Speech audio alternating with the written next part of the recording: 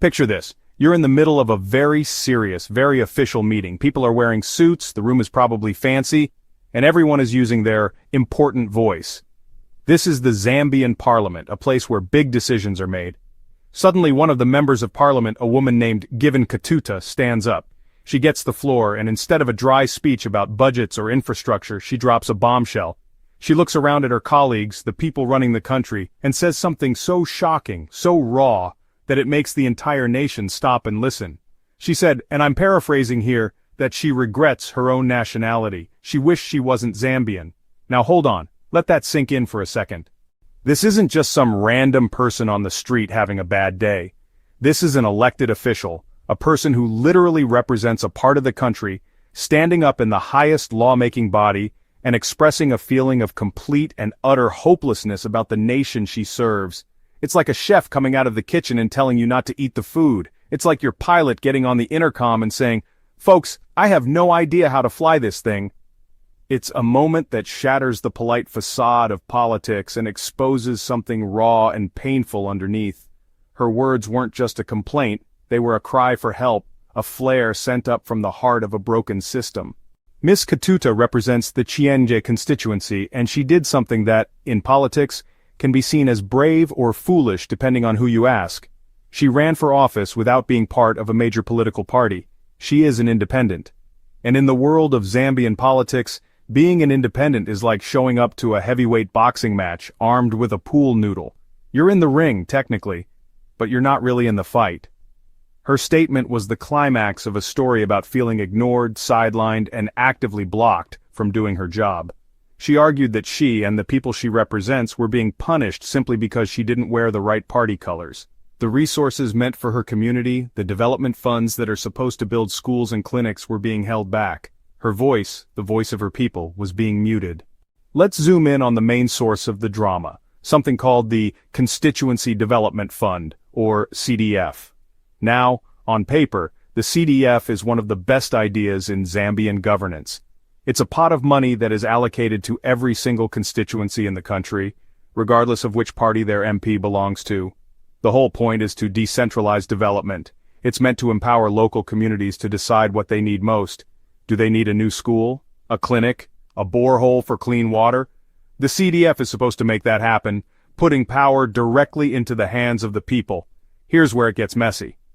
While the CDF is supposed to be for everyone, its release is controlled by the central government, which is, of course, run by the ruling party. She alleges that the government was using its control over the CDF as a political weapon. It was allegedly slow-walking or outright blocking the funds for constituencies represented by independent or opposition MPs. While Katuta's outburst was the spark, the fire has been burning for a long time. Her story isn't just about one woman's bad experience in the office. It's a giant flashing neon sign pointing to some deep and troubling cracks in Zambia's entire democratic foundation. Think of it like this. If one person in a building says their faucet isn't working, it might just be a plumbing problem in their apartment.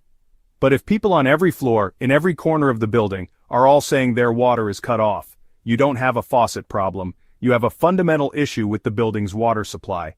Katuta is just the one who shouted the loudest. Her struggle highlights a massive imbalance of power. In a healthy democracy, power is distributed, there are checks and balances. The opposition and independent voices are not just tolerated, they are seen as essential. When a politician says something as explosive as, "I regret being born Zambian," you can bet the country is going to have some thoughts. And well, they did. The reaction to Katuta's statement was like a national Rorschach test. People saw in it what they wanted to see, and it split the public right down the middle. The internet lit up, radio call-in shows were flooded, and for a few days, it honestly felt like everyone in Zambia was a political analyst. On one side, you had a huge wave of support, especially from people who felt just as frustrated as she did. Citizens from opposition-led or independent-led constituencies nodded along, saying, "Finally, someone said it."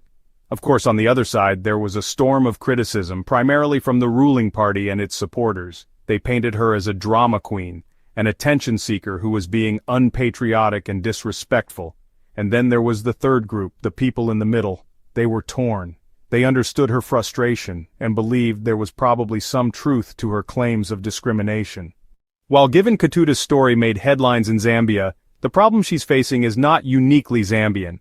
If you zoom out and look at the political map of Africa, you'll see that independent politicians are fighting the same uphill battle in many, many countries. In nations with young or fragile democracies, political systems are often built around the power of the big man or the big party. These systems are not designed to accommodate pesky outsiders who refuse to join a team. Take a look at countries like Uganda or Zimbabwe, for example. There, the political landscape is dominated by a single, entrenched ruling party. Independent candidates who dare to run for office often face more than just a lack of resources. They can face intimidation, harassment, and legal hurdles designed to keep them off the ballot. The state machinery, the police, the courts, the electoral commission, can sometimes feel like an extension of the ruling party. What this comparison shows us is that Zambia's problem is a symptom of a wider disease in African politics, the winner-take-all mentality.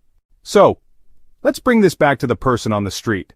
The farmer in Chienge, the shopkeeper in Lusaka, the student trying to get an education. What does it mean for them when they hear one of their elected leaders stand up and say, she regrets being born in their country? At first it might sound like a betrayal, but if you dig a little deeper, it's actually one of the most terrifying warnings a citizen can receive. It's a signal that the trust between the people and the state is breaking down at the highest level, and that is a very dangerous thing for any nation. We elect politicians to be our champions. We send them to the capital to fight for us, to be our voice in the rooms where decisions are made. But what happens when that champion comes back and tells us the system is rigged? What happens when they tell us that no matter how hard they fight, the game is fixed? Given Katuta's protest from within the halls of Parliament raises a classic, age-old question. Is it more effective to try and fix a broken system from the inside, or do you need to tear it down and start over? Katuta chose the path of internal rebellion. She used her platform as an MP not to quietly accept the status quo, but to loudly and dramatically expose its flaws. This is a high-risk strategy. By speaking out so forcefully, she made powerful enemies and may have made it even harder for her to secure resources for her people in the short term. But she was playing a long game. The argument for working from within is that you have a seat at the table. You have access, a platform, and a degree of legitimacy that an outside activist doesn't. You can use the rules of the system against itself. You can file motions, ask questions during parliamentary sessions, and use the official record to document injustice, just as she did. Katuta's protest was not an end in itself. It was a beginning. It was a call to action, an invitation for the rest of the country to join the fight for a fairer, more transparent, and more responsive political system. So, after all the drama, the headlines, and the debates, what are we left with? We are left with a simple but powerful demand that lies at the heart of given Katuta's protest, a call for fairness. It's a call for a political system where every citizen's voice matters, not just on election day, but every day after. It's a plea for a government that serves the entire nation, not just the parts of it that voted for the ruling party. It's a demand that the rules of the game apply equally to everyone, whether they are part of a powerful political machine or a lone independent voice crying out in the wilderness. This isn't just a Zambian issue, it's a universal human one. For any democracy to thrive, it needs to be more than just the tyranny of the majority. Independent and opposition MPs are not a nuisance. They are a vital part of the democratic ecosystem. They provide the oversight, the alternative ideas, and the critical feedback that prevent a government from becoming lazy, corrupt, or authoritarian. Silencing them is like cutting the brakes on your own car because the sound they make is annoying. The path forward for Zambia, and for any nation facing these challenges, requires genuine reform. It means strengthening the independence of institutions like the Electoral Commission and the judiciary. And most importantly, it requires a shift in political culture, away from the winner-take-all mentality and towards a culture of dialogue, compromise, and national unity. In the end, given Katuta's regret was not an end to her love for her country, but a twisted expression of it. It was the cry of someone who believes her nation can and should be better. The goal is not just to hold elections, but to build a society where every single person, from the president in the capital to a voter in the most remote village, can say with pride and with hope, I am a citizen of this nation and my voice matters.